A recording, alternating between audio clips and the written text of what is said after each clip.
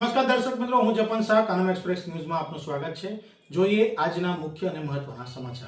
ભરૂચમાં cyber crime પોલીસે બે આરોપી ઝડપ્યા। ઓપરેશન મ્યુલ હન્ટ 2.0 હેઠળ મોટી કાર્યવાહી। ભરૂચ સાયબર ક્રાઇમ પોલીસે રાજ્યવ્યાપી ઓપરેશન મ્યુલ હન્ટ 2.0 હેઠળ બે આરોપીઓની ધરપકડ કરી છે।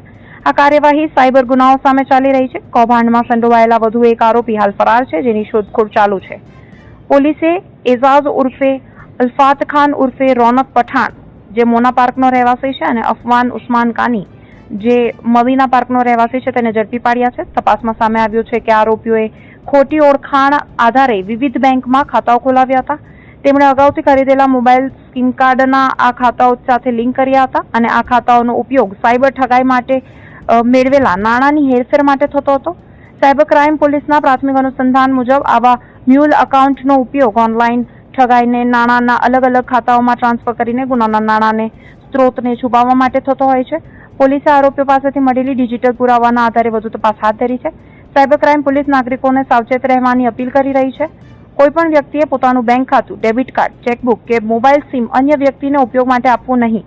પૈસાની લાલચમાં પોતાના દસ્તાવેજો કે બેન્કિંગ વિગતો અજાણ્યા વ્યક્તિઓ સાથે શેર ન કરવા માટે સૂચના અપાઈ રહી છે।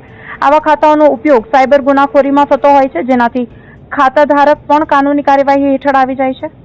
પોલીસે જણાવ્યું કે સાયબર ગુનાનો ભોગ બનનાર અથવા શંકાસ્પદ ઓનલાઈન પ્રવૃત્તિ અંગે જાણ થતાં જ 1930 હેલ્પલાઇન અથવા નજીકના સાયબર ક્રાઇમ પોલીસ સ્ટેશનનો સંપર્ક કરવો જરૂરી છે।